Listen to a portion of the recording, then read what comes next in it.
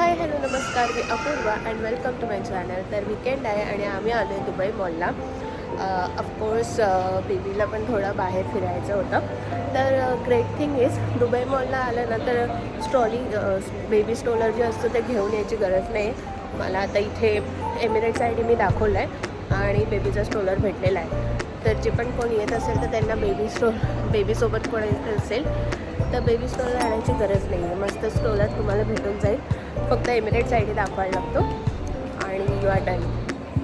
Okay, तर आता आम्ही जस्ट एंटर केलं आहे मॉलमध्ये आणि पार्किंग आम्ही लावली आहे पलीकडच्या साईडला.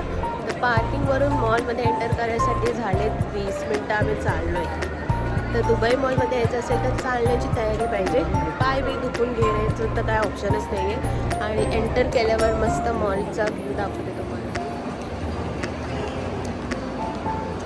ओके, तर मॉलमध्ये यायचं रिझन हे आहे दुबई मॉलमध्ये की इथे ॲक्वेरियम आहे आणि इथे मस्त फिश बघायला भेटतात जे की माझ्या बेबीला आवडतात. तर आम्ही आता जाणार आहे दुबई ॲक्वेरियमला. आतमध्ये नाही जाणार, फक्त बाहेरूनच जे काय बघायला फिश त्याला आवडतील बघायला ते बघणार आहे.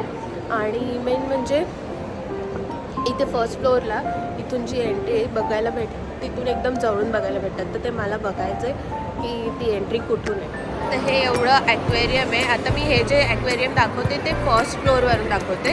आता मी थोड्या वेळात खाली पण जाते ग्राउंड फ्लोअरला. तर या ॲक्वेरियमच्या आतमध्ये पण आपण जाऊ शकतो, त्याची वेगळी तिकीट असते. ओके, तर आता आम्ही आलो आहे दुबई ॲक्वेरियमच्या इथे. तर दुबई ॲक्वेरियमच्या इकडे वरती जी स्क्रीन आहे मी दाखवते तुम्हाला. ही इथे बिगेस्ट स्क्रीन आहे जिला गिनीज बुक ऑफ वर्ल्ड रेकॉर्डमध्ये त्याचं रेकॉर्ड आहे ती स्क्रीन. आणि मी ॲक्वेरियम दाखवते इथे कसं दिसतं. पण त्या ॲक्वेरियमच्या इथे एक डिस्टन्सपर्यंतच बघता येतं. अदरवाईज तुम्हाला तिकीट घ्यायला लागते. 199 दिराम तिकीट आहे पर पर्सन. आणि मग ते जर घेतलं तर तुम्ही आतमध्ये जाऊ शकता. तिथे वरती पण आहे, ते पण मी दाखवते, तिथे पण जाऊ शकता. एक मिनटं मी दाखवते. तर हे आहे दुबई मॉलमधलं ॲक्वेरियम आणि हे जे वरती इथे पिंजऱ्यासारखं दिसतंय तर इथे पण जाऊ शकतो. तेच आपल्याला तिकीट घ्यायला लागतं 199 दिरामचं आणि मग तिथे आपण जाऊ शकतो. तर त्याच्या आतमध्ये पण जाऊ शकतो. इनशॉर्ट आपण तिथे स्कुबा डायव्हिंग जसं करतात तसं करू शकतो. आणि ते तिकडे आतमध्ये जे दिसतंय तुम्हाला इथे दुबई UAEचा फ्लॅग पण लावला आहे. तर आता सगळीकडे UAEचे फ्लॅग लावत आहेत सेलिब्रेट करायसाठी. तर हे सगळं आहे Dubai aquarium. Okay, the good thing in Dubai mall is की चालता फिरता तुम्ही कुठल्या पण मेकअपच्या शॉपमध्ये जाऊ शकता आणि मेकअप अप्लाय करू शकता आणि इट्स फ्री. म्हणजे तुम्ही चेक करू शकता. आता मी थोडा इथे शार्लेट टिल्बरीमध्ये गेली होती आणि मी थोडासा ब्लश लावला आहे. जर दिसत असेल तर या साईडला दिसतं थोडंफार, पण खूप मस्त आहे. ओके, तर दुबई मॉलमध्ये यायचं एक टास्क आहे की तुम्हाला लिफ्टसाठी सगळीकडे थांबायला लागतं. कारण ऑफकोर्स माझ्यासोबत बेबी आहे, माझे मदर इन लॉ पण आहे. तर ऑफकोर्स आम्हाला लिफ्टने जायला लागतं.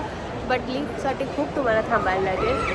तर बी अवेअर ऑफ दॅट. आणि आता आम्ही फायनली चाललो आहे बुर्ज खलिफा बघायला, जे की आता बघूया इथे आता फाउंटन शो चालू आहे का नाही.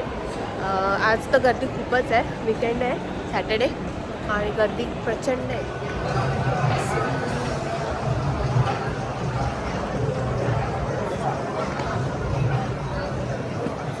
आता आम्ही आलो आहे बुर्ज खलिफाच्या इथे आणि आता मस्त वेदर पण मस्त आहे आणि गर्दी खूप आहे इथे. बघताय तुम्ही खूप मस्त गर्दी आणि वेदर पण खूप मस्त. आता मे बी फाउंटन शो चालू होईल तर मी तुम्हाला दाखवते. आणि खूप मस्त आज खूप छान वेदर वाटते. पीसफुल सगळे वाईब्स पण आहे तिथे. दाखवते मी तुम्हाला एक बुर्ज खलिफाची झलक. तर ही जी गर्दी तुम्ही बघताय, ही जी गर्दी आहे ती सगळी आता फाउंटन शोसाठी आहे.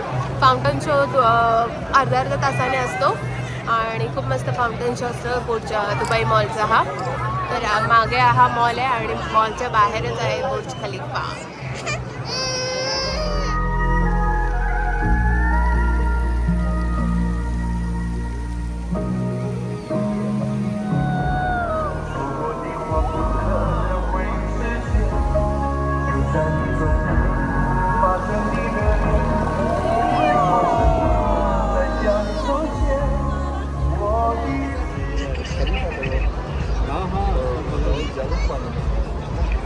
एम्बेसी के जस्ट सामने ये इधर बगल में गोल्ड मॉल है।